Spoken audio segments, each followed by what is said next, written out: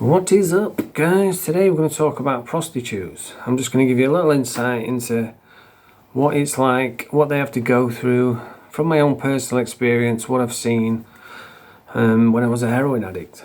You all know my story. I used to be on gear, and so I was always around working girls. I used to live with a couple of working girls. I got brought up around them, and I've seen what they go through. It's not very nice, and like every now and again I'll be on TikTok or something and I'll see a video of people, like a group of men, videoing some vulnerable prostitute and making her do press-ups for £1 or making them eat hot chips, and they're all laughing at her, and it just annoys me. So I thought I'd do a video and just give you a general on what they go through each day.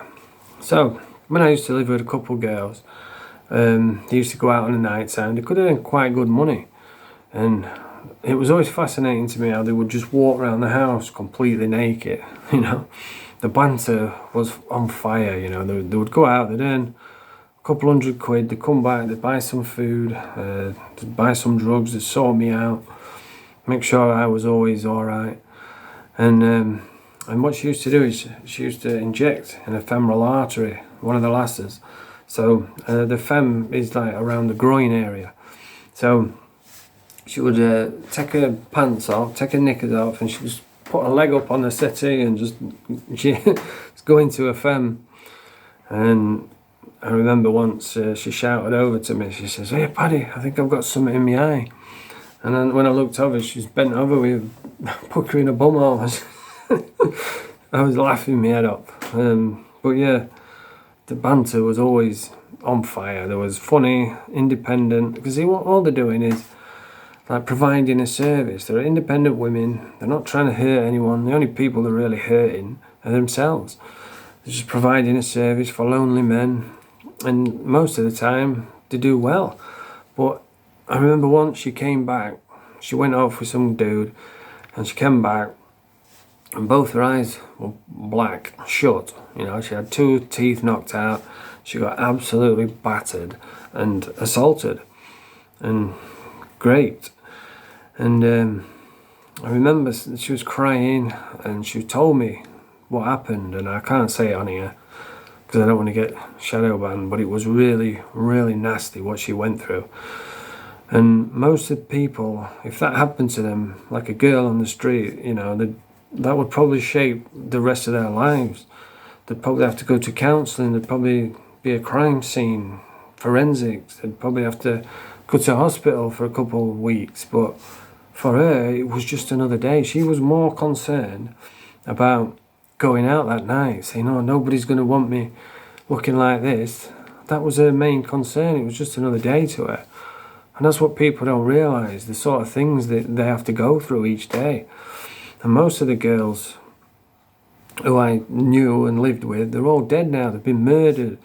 They've died from ODs. I remember one lass, she was only young. One of her arms was bad. She'd gone injected in her arm, and she'd missed, and it had all got infected, and it all got bacteria in it, and it had eaten away half of her arm. Her bone was hanging out. It was horrible.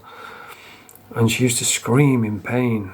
And I say, "You've got to go to hospital," but she won't go to the hospital because she knew if she did, she would have to stay in there. They would cut her arm off, and that's how bad it was. And she'd have to stay in there for a month or so.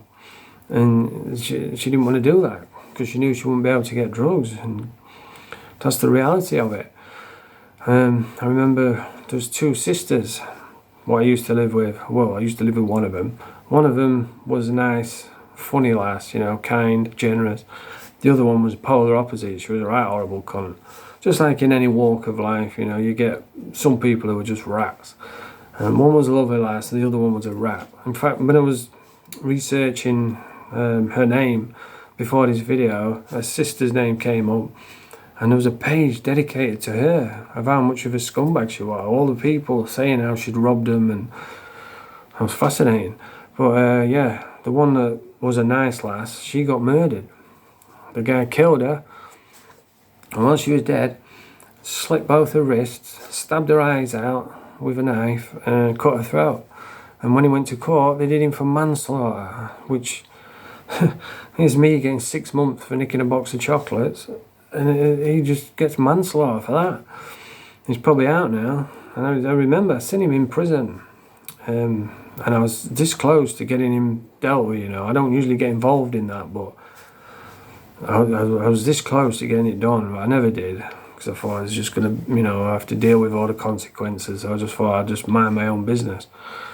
But yeah, she got murdered. There was another lass, Rebecca Stevenson, I think her name was. I was in a relationship with her for a couple of weeks. She'd never hurt no one. And she went off with a punter, got strangled, killed and thrown in a ditch, you know, Cheryl Cam. Cheryl was a lovely lass, Cheryl. She was tiny, skinny as hell, and you can Google these names. Cheryl Cam in Doncaster. She got beat to death in a subway. And the guy who did it, like a couple of weeks beforehand, he did the same thing to her, like a schoolgirl. Took her, battered her, assaulted her, and the cops just let him out. And if they'd have prosecuted him like they should have done, this would never have happened. But, you know, she got beat to death in an alleyway. And I remember Cheryl, years ago, somebody came round to my house when I was selling and stole 3 stones off me when I weren't looking. And so I thought, right, well, next time he orders something, I'm going to give him 3 empty wraps to make up for it. And the guy came, and Cheryl was with him at the same time she was scoring.